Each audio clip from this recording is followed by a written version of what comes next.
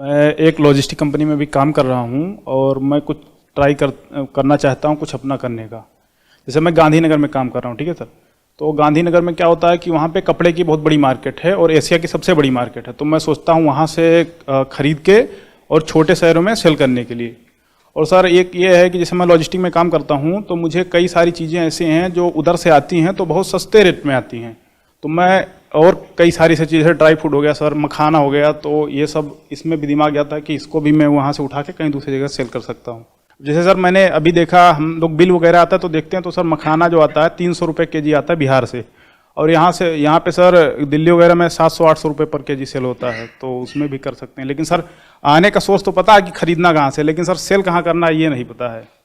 लेकिन इसमें प्रॉब्लम ये है कि अगर आपने अपनी जो जॉब है वो छोड़ी, जहाँ से कुछ आपको अच्छी खासी सैलरी आ रही होगी, और आपने ये किया और ये नहीं चला, तो फिर क्या होगा? वही सर, वही दिक्कत आता है कि सैलरी भी अच्छा सर। और जैसे आपने अभी एग्जांपल दिया, मखाने आप वहाँ से लेकर के आते हो जी सर, और यहाँ पे सिटी में सेल करते हो जी, तो वहाँ 300 का या 700 का है। जी सर। लेकिन जिसको आप दोगे जी, वो कोई एंड कंज्यूमर तो होगा नहीं, कोई ना कोई फैक्ट्री होगी, कोई होलसेलर होगा, तो वो तो आपसे उधार लेगा, पीछे आपको नकद देना होगा। नगद देना। जी सर। तो क्या इतना पैसा है आपके पास में कि आप ये काम नहीं कर सर, मैक्सिमम 1 लाख, मिनिमम वैसे तो 50,000 है हमारे पास, लेकिन 1 लाख तक कर सकते हैं, उससे आगे नहीं कर सकते सर। आप कहाँ के रहने वाले हो? मैं सर यूपी गोंडा बलरामपुर से रहने वाला हूँ। तो आइडियली आपको वहीं से शुरू करना चाहिए। बहुत सारे लोग एक दूसरे को जानते हैं, तो आप बड़ी आसानी से कनेक्ट कर सकते हो लोगों को एक दूसरे से। रिस्क उतना लो जितना कि अगर आप पूरी तरह से फेल भी हो गए तब भी आपको कोई फर्क नहीं पड़ने वाला। उससे ऊपर रिस्क लेने का कोई फायदा नहीं है।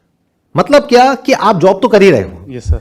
जॉब छोड़ने की कोई जरूरत नहीं है। आई एम श्योर जहां के आप रहने वाले हो वहां पर कोई ना कोई आपका भाई या कोई दोस्त जरूर होगा। मैं ठीक कह रहा हूं, गलत कह रहा हूं? Yes sir, yes sir. जिसके साथ मिल करके आप ये काम कर सकते हो। मतलब गाइडेंस आपकी, काम वो करेगा, पैसा आधा आधा। जैसे आपके पास में अभी 50,000 रुपए है रिस्क लेने के लिए, तो 50,000 रुपए आपने लगाया काम में, 50,000 रुपए उसने लगाया। नॉलेज आपकी, एक्सपीरियंस आपका, गाइडेंस आपकी, काम वो करेगा। अब सवाल उठता है काम क्या है? वहां पर आपने पहले एक सेगमेंट को चूज किया और उसमें भी स्टार्ट करने के लिए पहले एक सबसे छोटी सेगमेंट को पकड़ा जहां पर प्राइस सेंसिटिविटी बहुत ज्यादा नहीं है। That could be baby products. क्योंकि एक बार कोई इंसान जब मंदी आती है या काम कम होता है या पैसा नहीं होता है तो अपने ऊपर खर्चे काटता है, लेकिन अपने बच्चों के ऊपर खर्चने से पहले नहीं सोचता है। तो आपने क्या करा? पहले तो नैरो डाउन किया। अभी माइंड में जो 1000 चीजें चल रही हैं, कभी मखाना आ रहा है, कभी ड्राई फ्रूट आ रहा है, कभी ये आ रहा है, कभी वो आ रहा है, सब तरफ से हट करके आप कहां आ गए? एक ऐसी कैटेगरी में जो इंडिया में कहीं भी कर लो उसकी डिमांड है ही है, क्योंकि बच्चे तो है ही हैं। तो न्यूबॉर्न जो बेबीज हैं उनके जो प्रोडक्ट्स होते हैं उसकी होलसेल मार्केट कहां है? उनकी एक्सेसरीज की बात करी जाए तो सदर बाजार, उनके कपड़ों की बात करी जाए तो गांधीनगर। ऐसे आप देख सकते हो उस पर्टिकुलर कैटेगरी में कहां कहां पे वो मार्केट्स हैं। फिर ये रिसर्च करने के बाद में जब आपको पूरा श्योर हो जाए कि बेबी प्रोडक्ट्स में ये 1000 आइटम्स हैं, लेकिन इन 1000 आइटम्स में से ये 20 आइटम्स हैं जो चाहिए ही चाहिए हर दुकान वाले को, और ऑनलाइन भी बहुत बिकती है, ऑफलाइन भी बहुत बिकती है। आपने देखा ऑनलाइन उसका क्या प्राइस है, ऑफलाइन देखा वहां पे, फिर आपने उसको सोर्स किया कम से कम प्राइस में by visiting multiple wholesalers, manufacturers. यहां तक क्लियर हो रहा है? मतलब मेरे साथ साथ चल पा रहे? मजा आ रहा है सब में? सर बात तो मैं सिर्फ इनसे कर रहा हूं, लेकिन अगर आप ध्यान से सुनोगे तो आपको समझ आएगा कि मैं सोचता कैसे हूं। जो आप लोगों की जो थॉट प्रोसेस है उससे बिल्कुल अलग है। आप लोग कैसे सोचते हो? मैं ये कर लेता हूं, वो करने से इतना प्रॉफिट आ जाएगा। मैं ऐसे नहीं सोच रहा हूं। मैं सोच रहा हूं कि किस तरीके से ये इस काम को करें और फटाफट से इनको पता लग जाए कि इस काम में दम है या नहीं है। यानी कि अगर फेल हो भी जाए तो फेल होकर के आगे बढ़े। मैंने जब इनको कहा कि आपने टोटल 1 लाख रुपए लगाया, यानी 50,000 आपने, 50,000 आपने, तो आपको पहले से क्या सोचना है? सारा पैसा एक काम में नहीं लगाना है। आपने पहले ही अपने माइंड में बिठा लिया कि इस 1 लाख रुपए को मैं डिवाइड करूंगा 5 अलग अलग बिजनेसेस में, 20,000, 20,000, 20,000, 20,000, 20,000, जिसमें से हो सकता है मुझे पहले में सक्सेस मिल जाए, हो सकता है 5वें में मिले, लेकिन जब तक मैं 5वें तक पहुंचूंगा तब तक इतना कुछ सीख चुका हूंगा कि फेल होने के चांसेस कम होते चले जाएंगे। तो पहले जब आप इस काम को कर रहे हो तो आपने पहले तो अपने रिस्क को कैप कर दिया, नहीं तो क्या गड़बड़ होगी। अगर आप पैसा कमाने के लिए बिजनेस करोगे जैसे लोग करते हैं, तो आप अपने लिए कोई लिमिट ही सेट नहीं करोगे अपने माइंड में, या करोगे भी तो वो पक्की नहीं होगी। अपने माइंड में रखोगे मेरी बातें सुन करके या इधर उधर से कहीं से कुछ बातें सुन करके, चलो मैं ये काम करता हूं, आइडिया बहुत बढ़िया लग रहा है, मेरे पास में कितना है 50,000 रुपए, मैं लगाता हूं 1 लाख, तेरे पास में कितना है 1 लाख, चलो 2 लाख रुपए लगाते हैं। और फिर जब करने जाओगे और 2 लाख रुपए डूब रहा होगा तो अब उस 2 लाख को रिकवर करने के चक्कर में 5-10 लाख रुपए और लगा दोगे, और उसके बाद जिंदगी में कभी दोबारा हिम्मत ही नहीं होगी कुछ और करने की। जैसे आप म्यूचुअल फंड में इन्वेस्ट करते हो, क्या करते हो, ले जा करके सारा पैसा एक स्टॉक में डालते हो। 20, 30, 40 स्टॉक्स होते हैं, उसमें वो डाइवर्सिफाई किया जाता है। क्यों? ताकि एक कंपनी अगर बंद भी हो जाए या उसमें कुछ गलत भी हो जाए, जबकि वो कंपनी तो इतनी बड़ी है, वो बिजनेस तो इतना बड़ा है, तब भी ओवरऑल आपके पोर्टफोलियो पे इतना इंपैक्ट ना आए, आपकी लाइफ पे इतना इंपैक्ट ना आए। इसको डाइवर्सिफिकेशन बोलते हैं। बट जब हम काम करते जाते हैं तब ऐसा क्यों नहीं करते? क्यों? क्योंकि हम सब फेलियर से डरते हैं, फेलियर की तो बात ही नहीं करते हैं, फेलियर के बारे में तो सोचते ही नहीं है। वो सोचना तो हमको ऐसा लगता है नेगेटिविटी है, और सिर्फ सक्सेस के बारे में सोचते हैं और फंस जाते हैं। ये बिल्कुल ऐसा है जैसे आप किसी कैसीनो में चले गए जीतने के लिए, गारंटेड हारोगे। तो अभी हम क्या कर रहे हैं, अगर आप ध्यान से समझ पा रहे हो, फेलियर को प्लान कर रहे हैं। मैं अपने एक्सपीरियंस के बेस पे इनको स्टेप बाय स्टेप बता रहा हूं क्या करना है, कैसे करना है। उसके बावजूद मुझे पता है कि आप क्या, अगर मैं खुद भी ये काम करूंगा तो फेल होने के चांसेस कम से कम भी नहीं तो 70-80% है। सक्सेसफुल होने के चांसेस हार्डली 20-30% है। बट आप लोगों को कैसा बिजनेस चाहिए होता है?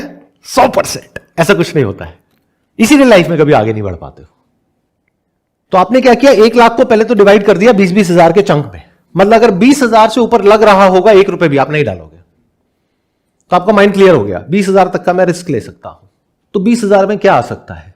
कुछ लिमिटेड सामान ही आएगा ना, सब कुछ तो नहीं आ सकता ना। तो पहले आपको चूज करना होगा कि क्या ले करके आना है यहां से, दिल्ली से, होलसेल मार्केट से या मैन्युफैक्चरर से। हो सकता है वो कपड़े हो सकता है कोई एक्सेसरीज हो सकता है कुछ और ही हो। बट एक बात पक्की है, वो क्या होगा? जिसकी डिमांड होगी मार्केट में। Product market fit has to be clear. बिना उसके आप अपनी सोच के अकॉर्डिंग कुछ भी कर रहे हो, वहां पे फेलियर रेट इज अराउंड 99.99%। 0.01% है कि आपका तुक्का लग जाएगा और आप कुछ कर जाओगे। 99.99% है कि आप फेल होगे। बट कोई और आपको बोलेगा तो आपको बुरा लगेगा सुनने में। अभी हम क्या कर रहे हैं, पहले प्रोडक्ट मार्केट फिट ढूंढ रहे हैं। यानी क्या? मार्केट में जो ऑलरेडी जिस प्रोडक्ट की डिमांड बहुत ज्यादा है वहां तक हम पहुंचने की कोशिश कर रहे हैं। वहां तक कैसे पहुंचना है ये आपको क्लियर हो रहा है? कैसे पहुंचोगे बताओ? सर रिसर्च करके पहुंचेंगे, वहाँ पे जाएंगे, सभी लोग से बात करेंगे कि जैसे छोटे छोटे दुकानदार हैं, या उनसे पूछेंगे कि सर आपके यहाँ अभी क्या चल रहा है, क्या ज़्यादा चीज़ें मतलब सेल हो रही हैं। और ऑनलाइन भी हम चेक कर सकते हैं उसको कि किसकी रेटिंग अच्छी है, कौन सा प्रोडक्ट ज़्यादा बिकता है इसमें। जैसे आपने बेबी प्रोडक्ट बोला, फिर उसको हमें यहाँ से खरीदने हैं और फिर उधर सप्लाई करना है। बट ये रिसर्च आपकी कितनी पक्की हो सकती है उस पर डिपेंड करेगा कि आपके सक्सेसफुल होने के चांसेस क्या हैं और फेल होने के क्या हैं। इस रिसर्च में आप जो एआई प्लेटफॉर्म्स हैं उनको भी यूज कर सकते हो। उनसे पूछो इंडिया में इस पर्टिकुलर कैटेगरी में यानी बेबी प्रोडक्ट्स में कौन से ऐसे प्रोडक्ट्स हैं जो हर कोई खरीदता ही खरीदता है, और उसमें भी सबसे ज्यादा किस प्राइस पॉइंट में लोग खरीदते हैं। बहुत सारी ऐसी वेबसाइट्स हैं जो स्पेसिफिकली बेबी प्रोडक्ट्स के लिए हैं। बहुत सारे ऐसे मार्केट प्लेसेस हैं ऑनलाइन, उधर भी जाके आप रिसर्च कर सकते हो। अपना जो एरिया है वहां पे भी रिसर्च कर सकते हो। मतलब जितना आप रिसर्च पक्के तरीके से कर लोगे, यहां से आपको कॉन्फिडेंस आएगा। This is real confidence. लोग कॉन्फिडेंस का मतलब क्या समझते हैं? अपने माइंड में कुछ सोचा, कोई भी बेवकूफी भरा स्टेप उठाया, मेरे में कॉन्फिडेंस है मैं कुछ कर लूंगा, उसके बाद में सब खत्म हो गया, वापस से 1-2 साल बाद जॉब पे जा रहे हैं। ये कैसा कॉन्फिडेंस है? This is over confidence. मेरा पूरा जो फोकस है वो किस पर है? ये समझने में कि मार्केट को क्या चाहिए। पहले ऐसे 10 प्रोडक्ट आपने आइडेंटिफाई कर लिए। दैट कुड बी एक बेबी के लिए प्रैम चाहिए, दैट कुड बी बेबी के लिए एक झूला चाहिए, दैट कुड बी बेबी के लिए कुशन चाहिए। ऐसे आपने 10 प्रोडक्ट्स आइडेंटिफाई कर लिए। अब आपने देखा वहां पे वो कितने के बिक रहे हैं, और फिर उसको सोर्स किया उससे कम प्राइस में जितने के ये खरीद रहे हैं वहां पे जा करके, और उनको उससे कम में दिया। अब ये सब किसका पार्ट है? मार्केट रिसर्च का। इसमें पैसा कितना लग रहा है? कुछ भी नहीं, या ये कह लो आना जाना ट्रैवल, बस उतना ही लग रहा है ना। जैसे हमारे 2-3 फ्रेंड भी हैं, उनका दुकान भी है सर कपड़े का, तो उनसे भी मैं पता कर सकता हूँ। व्हाई नॉट, उनसे भी पता कर सकते हो। और जरूरी नहीं है मैंने बोल दिया बेबी प्रोडक्ट्स तो वो पत्थर की लकीर हो गई, नहीं। आपके कुछ फ्रेंड्स हैं जिनकी की कपड़ों की दुकान है, तो वो खुल के आपसे बात करेंगे और आपको ये पता लग जाए कि अच्छा इतने का वो माल लेकर के आते हैं। आपने धंधे को पूरा अच्छे से समझ लिया। अब आपने क्या कहा, आपको कहीं जाने की जरूरत नहीं है, आपको उससे सस्ते में उससे बेटर क्वालिटी हम दे रहे हैं, और शुरू में कैश पे ऑपरेट करो। धीरे धीरे आपको समझ आ जाएगा कौन सा दुकानदार कैसा है।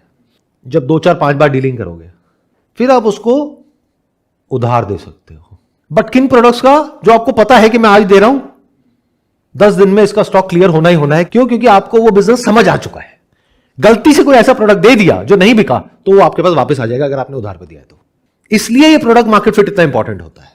कहीं गलती से आप किसी ऐसे प्रोडक्ट में हाथ ना डाल दो जो आपको अच्छा लग रहा है, उसका क्या करोगे? समझ गए? ऐसे हम बिजनेस शुरू करते हैं। आपको देखना है मार्केट को क्या अच्छा लग रहा है। हो सकता है आपको बहुत बेकार लग रहा है बट मार्केट वही खरीद रहा है। तो शुरू आपने किया कम से कम प्रोडक्ट से, मान लो 10 प्रोडक्ट से, और 10 प्रोडक्ट के अगर 10-10 पीस भी आपने उठाए यानी 100 पीस हो गए, और एक पीस ऑन एन एवरेज 150 रुपए का है, 200 रुपए का है, तो इन्वेस्टमेंट कितनी हुई? 20,000 रुपए। बस यहां पे ये बिजनेस या तो आर है या पार है। इसके आगे इस पर्टिकुलर सेगमेंट में दिमाग नहीं लगाना है। फिर क्या करना है? फेल हो गए लेकिन इससे कुछ सीखा, वो जो सीखा उसको अप्लाई करो किसी और बिजनेस में, और वो बिजनेस क्या होगा वो मुझे नहीं पता, आपको नहीं पता, बट जब फील्ड में उतरोगे तो नजर आने लग जाएगा, दिखने लग जाएगा। क्लियर हो रहा है मैंने क्या कहा? तो आपके माइंड में कुछ क्लैरिटी आई ये डिस्कशन करके? अब इसमें आप सक्सेस को प्लान मत करना, ये सबसे बड़ी गलती होती है। आप फेल होने के लिए काम करो। इन अदर वर्ड्स, अगर मेरा और मेरे दोस्त का 10-10 हजार रुपया डूब भी गया तो गया क्या, लेकिन अगर ये बिजनेस चल गया तो आया कितना? एक नई जिंदगी मिल गई, वो सब कुछ मिल गया जो भी आपको अपनी लाइफ से चाहिए। क्योंकि बहुत लोगों को तो यही नहीं पता है कि पैसा है क्या, पैसा कमाना क्यों है। बहुत लोग बस वैसे ही पागलों की तरह पैसे के पीछे भागते रहते हैं और उन्हें पता ही नहीं है कि वो है क्या। आप में से किसी को पता है पैसा क्या है? सर आपकी लाइन है ये, पैसे की वैल्यू उतनी ही है जितनी गाड़ी में पेट्रोल की वैल्यू है। और क्या बिना पेट्रोल के गाड़ी चल सकती है? नहीं चल सकती। नहीं चल सकती। तो इसका मतलब एक ऐसी गाड़ी जिसमें पेट्रोल नहीं है और उसमें आप बैठे हो तो क्या आप कैद में नहीं हो, बंधे हुए नहीं हो? और अगर वो पेट्रोल खरीदने के लिए आपके पास में पैसा है, अगर गाड़ी की बात करी जाए, इतना पैसा है कि आप कितना भी पेट्रोल भरवा सकते हो और कहीं तक भी जा सकते हो, तो पैसा मतलब फ्रीडम, एंड पैसे की कमी मतलब बॉन्डेज। इसको अच्छे से समझ लो। तो आप लोग बात तो करते हो बिजनेस की, पैसा कमाने की, but you never understand what it means. और गड़बड़ क्या हुई है? क्योंकि हम सब ज्यादातर मिडिल क्लास बैकग्राउंड से हैं, तो पैसे को जोड़ दिया गया है लालच से। लालच बुरी बला है, पैसा गंदी चीज होती है, पैसे वाले बुरे होते हैं, पैसा बुरा होता है। पैसा जो कि आजादी है उसी को बुरा बना दिया। जैसे जेल में कुछ कैदी है और वहीं पे बच्चे पैदा हो रहे हैं, उनको क्या कहा जा रहा है? जेल में जो लोग हैं वो अच्छे हैं, बाहर सब बुरे हैं। तो बेटे जो करना है यही करना। ये जो छोटी सेल है यहां से निकल करके बड़ी सेल में चला जा, ये लोहे की है चांदी में चला जा, बस। उससे बाहर निकलने के बारे में तो कोई सोचता ही नहीं है। अब बाहर कैसे निकलते हैं वो मैं आपको रास्ता बता रहा हूं, अगर निकलना चाहो तो। और कोई रास्ता नहीं है। वो क्या है? फेलियर। सुनने में अजीब लगेगा। अगर आप फटाफट फेल होना सीख जाओ तो आज नहीं तो कल सक्सेसफुल हो ही जाना है। अगर आप समझदारी से फेल होना सीख जाओ, इसी को तो बिजनेस कहते हैं। आप लोग जिससे डर रहे हो वही चाबी है आजादी की। यही मेरी कोशिश है और बहुत लोगों को ये समझ ही नहीं आ रहा है, क्योंकि मैं एक्चुअल में कोशिश कर रहा हूं वो जो छुपा हुआ एक सीक्रेट है वो आप लोगों तक पहुंचाने का। होता क्या है कि कोई आकर के आपको कुछ भी बोल देता है, मैंने ये किया, मैंने वो किया, मैंने वो किया, बट उसमें जो उसके हजारों फेलियर वो पीछे छुपे पड़े हैं वो आपको पता ही नहीं है, ना वो बताने को तैयार है। तो think like a scientist. Fail होने के लिए एक्ट करो, फेलियर से मत डरो। कब नहीं डरोगे? अगर वो कैलकुलेटेड हुआ तो। जैसे गैम्बलिंग अच्छी चीज है बुरी चीज है? बुरी चीज है। आप एंटरटेनमेंट के लिए कहीं बाहर खाना खाने जाते हो, फैमिली के साथ में मूवी देखने जाते हो, क्या वो अच्छी चीज है बुरी चीज है? अच्छी चीज है, एंटरटेनमेंट मिलता है। तो गैम्बलिंग में मजा नहीं आता है? गैमलिंग में तो लगता है ना कि पहले पैसे आएंगे, प्रॉफिट होगा, पर बाद में पैसे चले जाते हैं। तो अगर गैम्बलिंग आप मजे के लिए खेलो तो, यानी हारने के लिए खेलो तो बुरी चीज है। फिर बुरी नहीं है। मतलब अपनी औकात में खेलो और उतना ही खेलो जितना आप हारो तो प्रॉब्लम ना हो। जीतने के लिए ना खेलो तो कैसे बुरी चीज है। जैसे मेरा अपना एक रूल है, किसी भी तरह की कोई भी गैम्बलिंग हो जहां लीगल होती है, जैसे कुछ कैसीनोज हैं बाहर कंट्रीज में, वो लीगल है, तो वहां पर अगर मैं जाता हूं तो पहले से सोच करके जाता हूं कि मुझे इतना पैसा खर्च करके आना है। जैसे किसी एंटरटेनमेंट पार्क में जाते हो, वहां की टिकट होती है, मान लो अगर पूरी फैमिली के साथ में गए, $1000 की टिकट हो गई, कितना पैसा लग गया, अप्रोक्सीमेटली 1 लाख रुपए। कितनी देर का एंटरटेनमेंट, मान लो 2-3 घंटे का, 4 घंटे का। तो ऐसे ही मैं कैसीनो में गया, जेब में $1000 डाल करके मजे के लिए, अलग अलग गेम्स है, देखते हैं, ट्राई करते हैं। लेकिन मेरा रूल क्या है कि अगर $1000 $10,000 भी हो गया तो मैं हार के ही आऊंगा, जीत के नहीं आऊंगा। हारने वाला कभी नहीं हारता, और जो हारने के लिए ही खेले उसके लिए तो मजा है। क्योंकि अगर मैं हारने के लिए खेल रहा हूं तो मैं 1 करोड़ नहीं लगा सकता, लेकिन अगर मैं जीतने के लिए खेल रहा हूं तो मैं लगा दूंगा, रिकवर करने के लिए कि 10 लाख हार गया, अब मेरे को रिकवर करना है, अब मेरा 1 करोड़ भी गया, सब कुछ गया। कुछ समझ आ रहा है, ये सब ऊपर से जा रहा है। ऐसी तो बिजनेस है अंकल आंटीज, बिजनेस भी तो यही है। मतलब जहां पर आउटकम आपके हाथ में नहीं है, दैट इज गैम्बलिंग। तो बिजनेस जिसका आपको कोई एक्सपीरियंस नहीं है, आपका कोई बैकग्राउंड नहीं है और आप बिजनेस कर रहे हो, तो that is as good as gambling, क्योंकि आउटकम तो आपके हाथ में है ही नहीं। बल्कि बहुत सारे केसेस में गैम्बलिंग में आपके जीतने के ऑड्स ज्यादा हैं। जैसे बहुत सारी गेम्स ऐसी होती है जहां पर ऑड्स होते हैं 50-50, या कई गेम्स ऐसी होती है वहां पे ऑड्स होते हैं 1:35, मतलब 3%। बिजनेस में अगर आपके पास में कोई एक्सपीरियंस नहीं है और जाकर के पैसा लगा रहे हो तो आपके ऑड्स हैं हार्डली 0.1%। तो गैम्बलिंग से भी बुरा हुआ। और फर्क क्या है, लॉटरी में भी तो ऐसे होता है, कोई आकर के बोल देता है देखो मेरी इतने की लॉटरी लग गई, और आप जाकर के खरीदते हो, बट वो फिर भी बेटर है क्योंकि वहां पे लिमिटेड पैसा डूबता है। बट सोचो गैम्बलिंग में ऐसा होने लग जाए तो ये जितने सो कॉल्ड बिजनेस में सक्सेसफुल लोग हैं वो यही नहीं कर रहे, तो और क्या कर रहे हैं आप लोगों के साथ। जैसे कोई किसी कैसीनो में गया और वो जीत गया, हो सकता है कैसीनो उसके बाप का ही हो, यानी बिजनेस बैकग्राउंड हो, और आ करके ज्ञान दे रहा है कि बिजनेस ऐसे होता है, बिजनेस वैसे होता है, देखो मैंने बिजनेस में ये कर दिया, मैंने वो कर दिया, बढ़ा चढ़ा करके बता रहा है, और आप चमक रहे हो और आप जाकर के बिजनेस कर रहे हो। किस लिए? सक्सेसफुल होने के लिए, जीतने के लिए। और जो भी बिजनेस करेगा जीतने के लिए, उसने हारना ही है। बट जो हारने के लिए करेगा उसको हराने का कोई तरीका नहीं है। तो हारना सीखो, ये है ही नहीं आप लोगों की साइकी में। हारते भी हो तो इतने बुरे तरीके से हारते हो कि दोबारा कभी खड़े ही नहीं हो पाते। उसको हारना नहीं कहते, उसको मरना कहते हैं, बर्बाद होना कहते हैं। मैं उसकी तो बात ही नहीं कर रहा यहां पे। मैंने क्या कहा इनको कि अपना घर गिरवी रख दो, लोन उठा लो। मैंने क्या कहा, आपकी कैपेसिटी कितनी है? इन्होंने कहा 50,000 रुपए। मैंने कहा उसको भी तोड़ो, 10,000 रुपए प्लस 10,000 आपके दोस्त का, 20,000 रुपए। बस 10,000 अगर डूब भी गया तो क्या चला गया? कुछ सीखे तो सही। तो अपना फोकस किस पे रखो? सीखने पे। क्योंकि बेस्ट केस सिनेरियो क्या है, ये जो अभी हमने डिस्कशन किया, उसका बेस्ट केस सिनेरियो क्या है कि ये काम चल जाता है और ये काम अगले 1-2 साल में, 3 साल में इतना बढ़ जाता है जितना अभी आपने सपने में भी नहीं सोचा है, और फिर इससे रिलेटेड और बहुत सारे ऑप्शंस खुल जाते हैं। वर्स्ट केस सिनेरियो क्या है? ये काम आपने किया, फेल हो गया, बट फेलियर को आपने लिमिट कर दिया, तो कितना डूबा? 20,000 रुपए। बट क्या सीखा? रिग्रेट नहीं होगा ना फिर कि मैंने काश मैंने ये किया होता तो ये हो जाता है। रिग्रेट नहीं रहेगा, सर हाँ हमने किया था, नहीं हुआ। कोशिश तो करी, और कोशिश किस चीज की है ये क्लियर है या नहीं है? अगर ये कोशिश नहीं करते तो उसकी कॉस्ट क्या है, उसका प्राइस क्या है? गुलामी।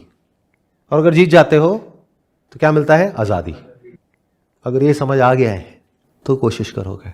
फिर जो भी करना पड़ रहा है ये पाने के लिए, जिसकी मैं बात कर रहा हूं, क्या है? आजादी। उसके लिए जो भी करना पड़ रहा है, कितनी भी मेहनत करनी पड़ रही है, कितना भी अपने कंफर्ट जोन से बाहर निकलना पड़ रहा है, कितना भी फिजिकल पेन हो रहा है, साइकोलॉजिकल पेन हो रहा है, एवरीथिंग इज वर्थ इट। क्योंकि एंड में क्या है? आजादी। Freedom to live the kind of life that you always wanted to live. Freedom to do whatever you want to do, not because you have to do. दोनों में बड़ा फर्क है। आज क्या है? थर्सडे, मतलब कि वीक डे, और मैं यहां बैठ करके आराम से आपके साथ में टाइम पास कर रहा हूं।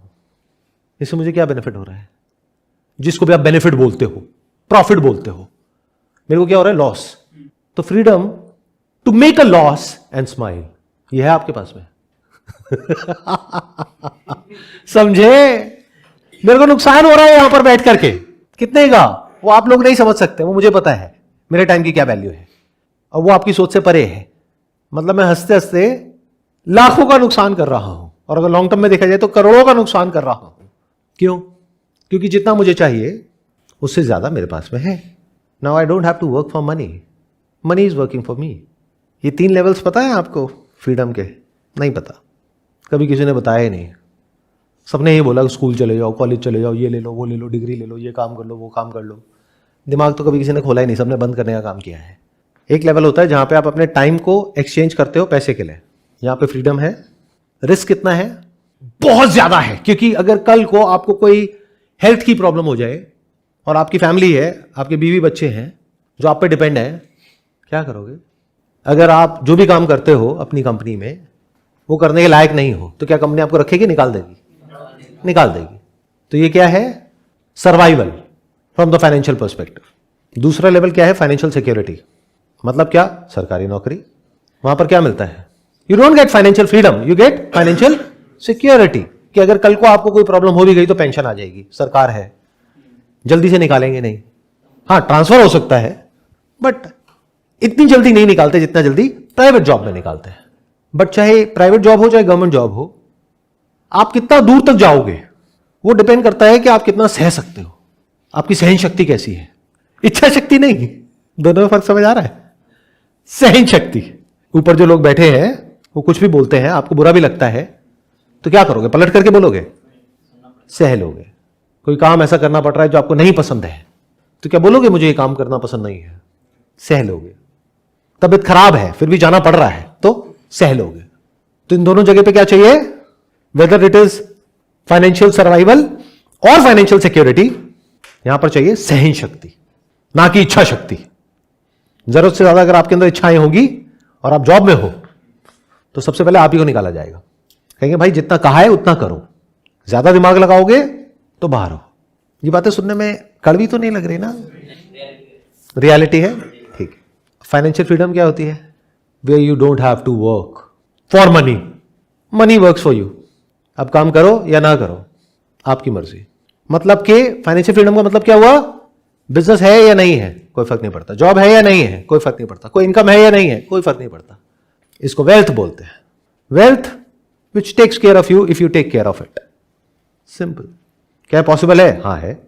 अब आपको अपने आप से पूछना है कि यहां तक पहुंचने के लिए क्या प्राइस पे करने को तैयार हो। इसका प्राइस क्या है? अभी आपके केस में अगर बात करी जाए तो 10,000 रुपए, या मान लो 10-10 हजार रुपए आपने 5 बिजनेसेस में लगाए या 10 में लगाए, और अगर मान लो in the worst case scenario आपने 10 तरह के बिजनेसेस ट्राई करे, 10 के 10 फेल हो गए, तो 1 लाख रुपए तो गया, बट क्या कुछ मिला? यस सर, सीखने को बहुत कुछ मिला, एक्सपीरियंस मिला सर, कि ये 10 रास्ते हैं, इससे हम ये इसको अचीव नहीं कर सकते हैं, इसके लिए मुझे 11वां तलाशना पड़ेगा। सीखने को कुछ ऐसा मिल गया जो किसी स्कूल कॉलेज में नहीं सीख सकते, करके ही सीख सकते हो। कितनी भी किताबें पढ़ लो, किताबें पढ़ के स्विमिंग नहीं सीख सकते, उसके लिए उतरना पड़ता है पानी में। तो पानी में उतरना आ गया। हाँ, गहरे में तैरना नहीं आया, और इसको ऐसे समझ लो, ये जो लाख रुपए गया ये कोचिंग में गया। कोचिंग में कितना पैसा जा रहा है आप लोगों का, वो मुझे बताने की जरूरत नहीं है, आप लोगों को मुझसे ज्यादा अच्छे से पता है। और वहां पे भी सक्सेस रेट क्या है? 100% है। यूपीएससी की कोचिंग, नीट की कोचिंग, आईआईटी की कोचिंग, सबका हो जाता है? नहीं होता। और पैसा कितना लगता है? लाख रुपए, 2 लाख रुपए, 3 लाख रुपए। टाइम कितना लगता है? 1 साल, 2 साल, 5 साल। बदले में मिलता क्या है अगर हारे तो? कुछ भी नहीं। ये एक्सपीरियंस किस काम का है? किसी काम का नहीं है। तो इसको बोलते हैं बैड फेलियर। और जिसकी अभी हम बात कर रहे हैं उसको क्या बोलते हैं? Smart failure. फेल भी हो गए तो एंड में आप उससे लाख गुना ज्यादा स्मार्ट हो गए as far as the thinking is concerned. जैसे बॉडी बिल्डिंग के लिए हम जाते हैं ना अपनी मसल्स के लिए जिम में, तो ये मेंटल मसल्स आपकी स्ट्रांग हो रही है। फेल हो गए तो क्या हुआ? मेंटल मसल्स स्ट्रांग हो गई। एटलीस्ट आपको ये सब बातें समझ आने लग गई। कल को अगर नौकरी चली गई तो एटलीस्ट दिमाग ऐसा है कि वो अपना कुछ कर सकता है। हो गया तो बहुत बढ़िया है, नहीं हुआ तो भी बढ़िया है, क्योंकि कुछ तो सीख ही गए हो। और कुछ नहीं तो अगर मैं कोई इस लेवल की बात करूंगा जो एक्चुअल में एक पर्टिकुलर लेवल की है, वो बाकी लोगों के ऊपर से चली जाएगी, कम से कम आपको समझ आएगी। ये सब करने के बाद 1-2 साल बाद, अभी नहीं आएगी बट 1-2 साल बाद समझ आने लग जाएगी। ये छोटी चीज है क्या? इट्स एज इफ अभी आप सब अपनी अपनी एक गुफा में बैठे हो अंदर, और आपको लगता है यही दुनिया है। उस गुफा के बाहर से आकर के कोई कह रहा है नहीं बाहर भी एक दुनिया है, बट आप उससे लड़ोगे, आप कहोगे नहीं दुनिया तो ऐसी होती है। तो इस गुफा से बाहर निकलने के लिए आप क्या प्राइस पे करने को तैयार हो in terms of time, money, energy, effort, वो आपको अपने आप से पूछना है। मैं बस इतना कह सकता हूं कि इसके बाहर भी एक दुनिया है, क्योंकि मैं कोई सेकंड जनरेशन एंटरप्रेन्योर नहीं हूं, तो मुझे पता है कि इसके बाहर भी एक दुनिया है, बहुत बड़ी दुनिया है। आसमान भी है, सूरज भी है वहां पर, पंछी भी है। अभी आपको नहीं समझ आएगा, बट कोशिश करोगे तो शायद आप भी कभी अपनी ही बनाई हुई इस गुफा से निकल पाओ बाहर और देख पाओ और समझ पाओ जो मैं कह रहा हूं। Wish you all the best. Thank you so much for coming ji.